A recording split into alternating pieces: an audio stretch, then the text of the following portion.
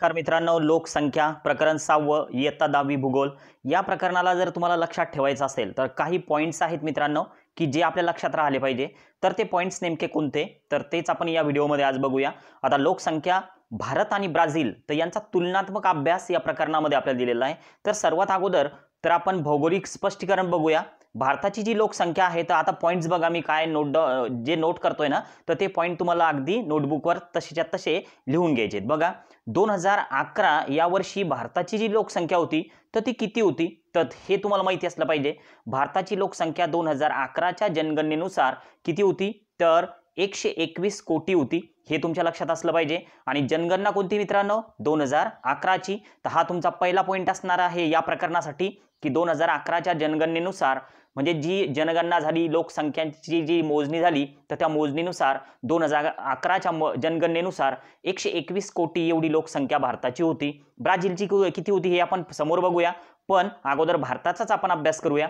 बघा, लोकसंख्येच्या बाबतीत भारत हा जगातील किती नंबरचा देश आहे हे सुद्धा दिलेलं आहे. तर किती क्रमांकाचा देश आहे 2 क्रमांकाचा. क्रमांक 2 ला येणारा हा देश आहे भारत, आपला देश आहे. आणि भारताचा जगात लोकसंख्येच्या बाबतीत कितवा क्रमांक लागतो तर दुसरा क्रमांक लागतो. हे तुम्हाला लक्षात ठेवायचं आहे. 2011ची लोकसंख्या किती होती 121 कोटी आणि कितवा क्रमांक लागतो जगात तर दुसरा क्रमांक. आता भारत जगाच्या एकूण लोकसंख्येपैकी जे क्षेत्र आहे तर त्या क्षेत्रापैकी 2.41% एवढं क्षेत्र व्यापतो. तर आता अजून काय तुम्हाला लक्षात ठेवायचं यामध्ये तर भारत जो आहे तर भारतामध्ये 2011च्या जनगणनेनुसार सरासरी घनता ही 382 व्यक्ती प्रति चौरस किमी आहे. तर एवढं तुम्हाला लक्षात ठेवायचं, प्रति चौरस किमी होती. मग आता हे प्रति चौरस किमी म्हणजे नेमकं काय तर एका चौरस किलोमीटर मध्ये किती व्यक्ती आहेत तर 382 व्यक्ती आहे. चौरस किमी म्हणजे आपण जसं समजा चौरसाचं क्षेत्रफळ काढतो त्या चौरसामध्ये आतमध्ये असलेली जागा म्हणजे आपण त्याला क्षेत्रफळ म्हणतो. तर तेवढ्या जागेमध्ये 382 व्यक्ती आहेत होते कोणत्या जनगणनेनुसार 2011च्या. आता भारताचं जे लोकसंख्येचं वितरण आहे तर ते असमान आहे. आता वितरण म्हणजे काय तर कोणत्या ठिकाणी लोकसंख्या कशी आहे तर बघा, ज्या ठिकाणी तुम्हाला डार्क केलं दिसतंय ना तर तो डार्क केलेला पार्ट आहे तर तो जास्त लोकसंख्या असलेला पार्ट आहे. मग बघा, तुम्हाला विरळ लोकसंख्या कुठे दिसते तर तुम्ही अगदी सहज ओळखू शकता की हा जो पार्ट आहे हा विरळ लोकसंख्येचा आहे. बघा, हा जो पार्ट आहे हा विरळ लोकसंख्येचा आहे. परत जर आपण इथं वरती पाहिलं, बघा हे जम्मू आणि काश्मीर तर या ठिकाणी सुद्धा कशी आहे लोकसंख्या तर विरळ आहे मित्रांनो.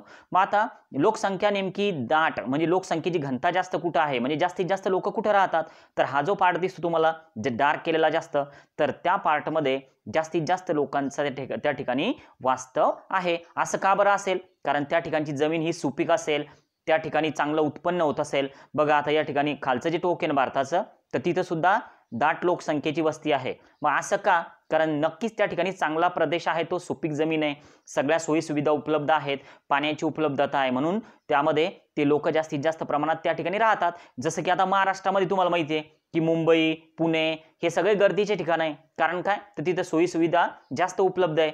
आता जास्त पर्वतीय भाग आहे, समजा डोंगराळ भाग आहे, मग अशा ठिकाणी लोक जास्त राहतील का तर नक्कीच नाही. ज्या ठिकाणी उद्योगधंदे जास्त आहेत तर त्या ठिकाणी लोकांचा वावर आपल्याला दिसून येतो. मग आता हे तुम्हाला भारताच्या बाबतीत लक्षात ठेवायचं आहे. 2011 मध्ये किती होती लोकसंख्या माहिती आहे तुम्हाला आता जनगणनेनुसार किती 121 कोटी. नंतर कितवा क्रमांक लागतो तर 5वा. आणि प्रति चौरस किमीमध्ये किती व्यक्ती आहे, घनता किती होती तर 382 व्यक्ती. ओके, तर हे जे आहे तर हे आपण बोललो कशाबद्दल भारताबद्दल. आता असंच आपण बघूया मित्रांनो ब्राझील बद्दल. आता ब्राझील बद्दल आपल्याला काय सांगता येईल तर सर्वात अगोदर तर ब्राझीलची लोकसंख्या ही कोणत्या जनगणनेनुसार आपल्याला सांगायची 2011 नुसार नाही सांगायची मित्रांनो. मग कोणत्या जनगणनेनुसार सांगायची तर आपल्याला ती लिहित असताना पेपरमध्ये लिहित असताना जनगणना 2010 नुसार, कारण ती जनगणना जी आहे तर ती 2010 मध्ये झालेली आहे आणि आपली जी आहे तर ती 2011 मध्ये. जनगणना म्हणजे काय तर माणसं मोजणे. भारतामध्ये किती माणसं आहे त्यावेळेस मोजले होते 2011 मध्ये. आता या 2010च्या जनगणनेनुसार ब्राझीलची जी लोकसंख्या आहे तर ती सुमारे 19 कोटी होती आणि आपली किती होती 121 कोटी आणि यांची किती 19 कोटी. बघा किती कमी आहे. आणि लोकसंख्येच्या बाबतीत भारताचा दुसरा क्रमांक आहे जगामध्ये तर ब्राझीलचा कितवा क्रमांक आहे तर 5वा. ओके, तर बघा किती सोपं आहे, 5वा क्रमांक भारताचा दुसरा क्रमांक. आता परत क्षेत्रफळाच्या दृष्टीने सुद्धा म्हणजे जे क्षेत्रफळ आहे या देशाचं, जेवढी जागा या देशानं व्यापलेली आहे तर त्या क्षेत्रफळाच्या दृष्टीने सुद्धा जगामध्ये याचा 5वा क्रमांक लागतो. म्हणजे लोकसंख्येच्या दृष्टीने सुद्धा 5वा आणि क्षेत्रफळाच्या दृष्टीने सुद्धा कितवा 5वाच. आता जसं समजा आपल्याकडे 382 व्यक्ती होते प्रति चौरस किमीमध्ये, तर इथं किती व्यक्ती येते पहा ब्राझीलमध्ये? खूप कमी व्यक्ती बघा. घनता पहा किती आहे? 23 व्यक्ती फक्त. म्हणजे एका चौरस किलोमीटरमध्ये 23 व्यक्ती एवढी घनता या देशाची आहे. बघा किती कमी आहे. म्हणजे विरळ लोकसंख्या या देशाची. आता बघा ब्राझीलचे जे लोकसंख्येचे वितरण आहे तर ते असमान आहे. असमान म्हणजे काय? तर प्रत्येक ठिकाणी असे सारखे लोक नाही राहत. तर काही ठिकाणी दाट आहेत, वस्ती दाट करून राहतात, काही ठिकाणी विरळ आहे, अगदी भारतासारखंच. मग आता हे नेमके लोक जास्तीत जास्त कुठं राहतात तर हे सुद्धा आपल्याला माहिती असलं पाहिजे. मग आता बघा हे ब्राझील आहे. आता ब्राझीलचा हा जो समुद्र किनारा तुम्हाला दिसतोय बघा, ही जी दिशा आहे ना तर या दिशेला आपण पूर्व दिशा म्हणत असतो. ही दिशा कोणती असते? पश्चिम असते. मग हा पूर्व किनारा आहे. मग पूर्व किनाऱ्याच्या दिशेनं आपल्याला या ठिकाणी हे जास्त विरळ दाट वस्ती दिसते बघा. ब्राझीलची दाट वस्ती आहे का? हे जे आहे ना तर ही ब्राझीलची दाट वस्ती असणारा हा प्रदेश आहे. मग अशा प्रकारे आपण ब्राझीलचं वर्णन लोकसंख्येचे यामध्ये करू शकतो. आणि हवामानामुळे ज्या ठिकाणी जमीन सुपीक आहे अशा ठिकाणी ब्राझीलमध्ये जास्तीत जास्त लोक राहतात. परत अमेझॉनचं खोरं सुद्धा आहे, तिथं प्रतिकूल हवामान असतं, जास्त पर्जन्यमान असतं, म्हणजे जास्तीत जास्त पाऊस पडतो. दाट वनं सुद्धा आहे. आणि एवढ्या मर्यादा असताना सुद्धा त्या ठिकाणी जे लोक आहेत या मर्यादा आहेत सगळ्या, तर त्यामुळं त्या ठिकाणी ज्या मर्यादा पडतात वस्ती निर्माण करण्यासाठी आणि तिथलं जे लोकसंख्येचं वितरण आहे तर ते विरळ आहे. कशामुळं? तर जास्त पर्जन्यमान, जास्तीत जास्त पाऊस, त्यामुळं लोकांना त्या ठिकाणी राहणं शक्य नाही.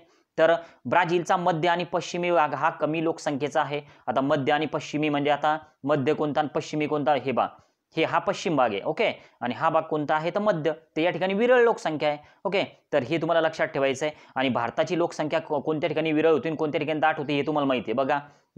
हे जे आहे ना, हे जे ज्या ठिकाणी तुम्हाला डार्क दिसतं तर ते आहे जास्त लोकसंख्येवाला पार्ट येतो, आणि ज्या ठिकाणी तुम्हाला थोडं फिकट दिसतं तर तो कमी लोकसंख्येवाला पार्ट. ओके. तर हे लोकसंख्येचं वितरण तुम्हाला लक्षात ठेवायचं आहे. आणि 2010च्या जनगणनेनुसार ब्राझीलची लोकसंख्या आणि 2011च्या जनगणनेनुसार भारताची लोकसंख्या आणि कोणत्या देशाचा कितवा क्रमांक तर ते तुम्हाला लक्षात ठेवायचं आहे. आता काही आलेख या प्रकरणामध्ये. मग हे आलेख आपल्याला नेमकं काय सांगतात? तर लोकसंख्येची रचना, लिंग गुणोत्तर म्हणजे काय? तर प्रत्येक पुरुषामागे किती स्त्रिया आहेत तर हे आपल्याला या ठिकाणी दाखवलेलं आहे. मग बघा भारतामध्ये प्रमाण बघा आहे आणि ब्राझीलमध्ये बघा. तर ब्राझीलचं प्रमाण तुम्हाला नक्कीच जास्त दिसेल बघा. खाली आपल्याला वर्ष दिलेलं आहे. तुम्ही जर पाहिलं ना निरीक्षण करून तर हे वर्ष आहे, वर्ष. या साईडला ते जे दिलेलं आहे हे वर्ष आहे, वर्ष. म्हणजे कोणत्या वर्षी किती प्रमाण होतं स्त्रिया आणि पुरुष यांचं प्रमाण किती होतं तर हे दिलेलं आहे. मग आता आपल्याला बघू शकता तुम्ही, समजा आता आपण 1971 हे जर वर्ष घेतलं मित्रांनो, 1971, तर बघा स्त्रियांचं आणि पुरुषांचं प्रमाण म्हणजे 1010 पर्यंत जाईल ते, कारण 1000 वरती आहे, 1010 पर्यंत. म्हणजेच स्त्रियांचं प्रमाण थोडं जास्त आहे ब्राझीलमध्ये पुरुषांपेक्षा. आणि आता लेटेस्ट जर पाहिलं तुम्ही माहिती, लेटेस्ट 2011च्या जनगणनेनुसार, तर बघा स्त्रियांचं प्रमाण खूप वाढलेलं आहे. म्हणजे ब्राझीलमध्ये स्त्रियांचं जे प्रमाण आहे तर ते पुरुषांच्या प्रमाणापेक्षा कसं आहे? जास्त आहे. आणि याउलट भारत पहा, भारतामध्ये यामध्ये सारखा चढ उतार दिसतोय तुम्हाला बघा. हा स्लोप पहा, एकदा खाली येतोय, एकदा वर जातोय, एकदा खाली येतोय, एकदा वर जातोय, आहे का? 940, 1000 पर्यंत कधीच गेलेला नाहीये आहे. तर हे जे आहे तर हे भारताचं आहे. तर हे आहे लिंग गुणोत्तर, म्हणजे प्रत्येक पुरुषामागं किती स्त्रिया आहेत. तर निश्चितच ब्राझीलमध्ये स्त्रियांचं प्रमाण हे पुरुषाच्या तुलनेमध्ये जास्त आहे, हे तुम्हाला लक्षात ठेवायचं आहे या प्रकरणामध्ये. अजून या प्रकरणामध्ये तुम्हाला लक्षात काय ठेवायचं आहे बघूया.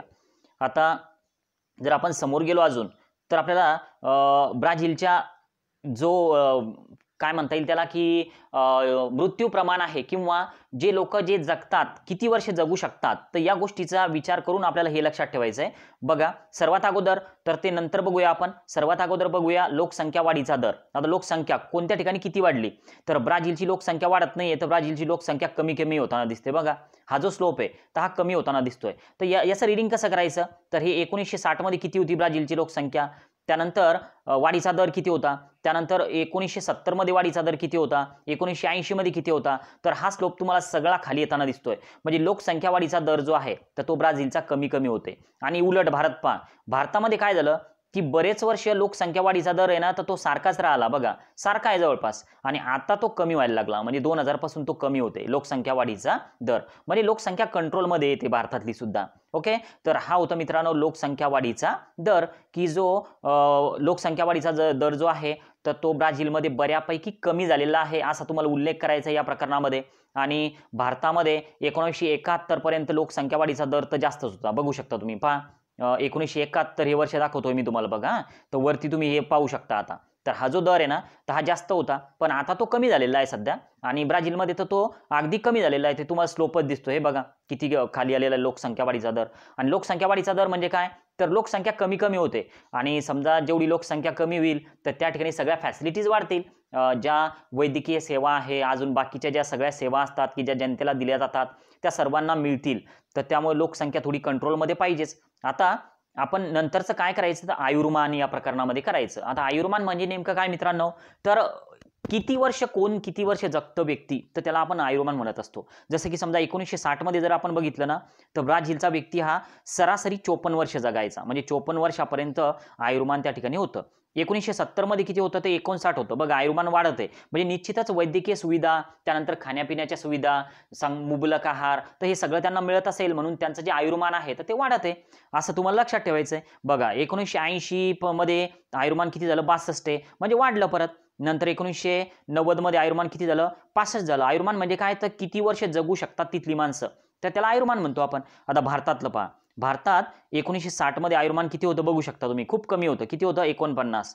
तर याउलट ब्राझीलमध्ये किती होतं तुम्ही पाहू शकता, ब्राझीलमध्ये 54 होतं आणि भारतामध्ये किती आहे, तर 49 आहे. म्हणजे बघा हा फरक आहे. ब्राझीलचे लोक जास्त दिवस जगत होते तेव्हा सुद्धा, 1960 मध्ये सुद्धा. आता जर आपण 1970चा विचार केला तर भारताचं आयुर्मान 48 वर आलं. 41 होता, सॉरी मी 49 म्हटलं, तर हे 41 आहे मित्रांनो, 41. ओके. आता 1970 मध्ये ती किती झालेलं आहे, 48. आणि ब्राझीलचं किती आहे, तर 59. म्हणजे ब्राझीलचं आपल्यापेक्षा जास्त आहे. म्हणजे आयुर्मान म्हणजे काय, तर हे उलट चांगली गोष्ट आहे ना, जास्तीत जास्त लोक जगू शकतात. म्हणजे तिथल्या सोयी सुविधा ज्या आहेत, वैद्यकीय सुविधा असतील, ज्या खाण्यापिण्याच्या सुविधा आहेत, तर त्या चांगल्या आहे. मग आता बघा भारतातलं आयुर्मान 2016 मध्ये किती, तर भारतातला मनुष्य हा सरासरी 68 वर्ष जगू शकतो. ओके. तर हे भारताचं आयुर्मान. फक्त हे तुम्हाला लक्षात ठेवायचं आहे की हे मी चुकून 49 म्हटलेलं होतं, तर हे 41 आहे. बघा हे थोडं मी झूम केलं त्यानंतर मला ते दिसलं व्यवस्थित. चला आता पुढचा पाठ घेऊया. देशाची सरासरी आयुर्मानात झालेली वाढ ही समाजाच्या प्रगतीचे एक लक्षण असते, हे तुम्हाला माहीतच आहे. कारण काय, जेवढं आयुर्मान जास्त तर तेवढी त्या देशाची प्रगती जास्त. जीवनसत्वयुक्त आहार मिळू शकतो त्या लोकांना.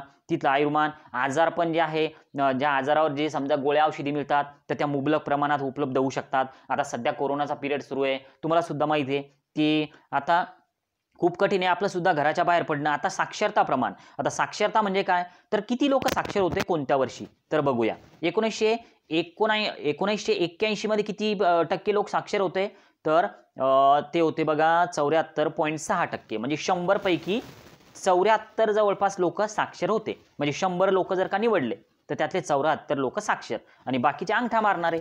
आता हे कोणत्या देशामध्ये, तर ब्राझीलमध्ये 100 पैकी 74. तर 1991 मध्ये किती झालं, तर ते झालं मित्रांनो 80. दिसू शकतं तुम्हाला, हे बघा 80 झालं. नंतर 2001 मध्ये किती झालं, 86. म्हणजे साक्षरता वाढते ब्राझीलची.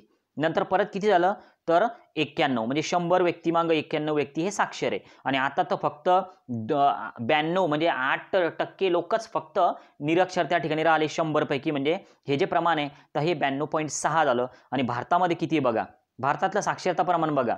आता तरी आपल्याला माहिती आहे की भारतामध्ये जे सोयी सुविधा आहे, साक्षरता जी आहे 8वी पर्यंत आपल्याला सगळं मोफत आणि सक्तीचं शिक्षण आहे. तर तरी सुद्धा बघा साक्षरता कशी येतं भारतातली. बघा किती आहे, 40.8 होतं तेव्हा.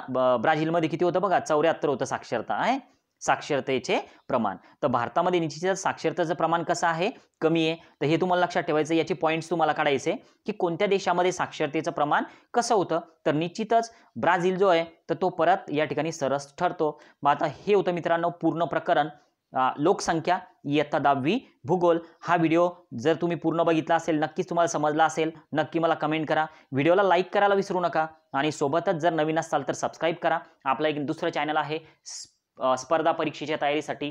चॅनलचं नाव आहे जिजाऊ स्पर्धा परीक्षा अकॅडमी. यूट्यूबला नक्की सर्च करा, त्यावर लाईव्ह क्लास घेतला जातो. ओके, बाय, धन्यवाद.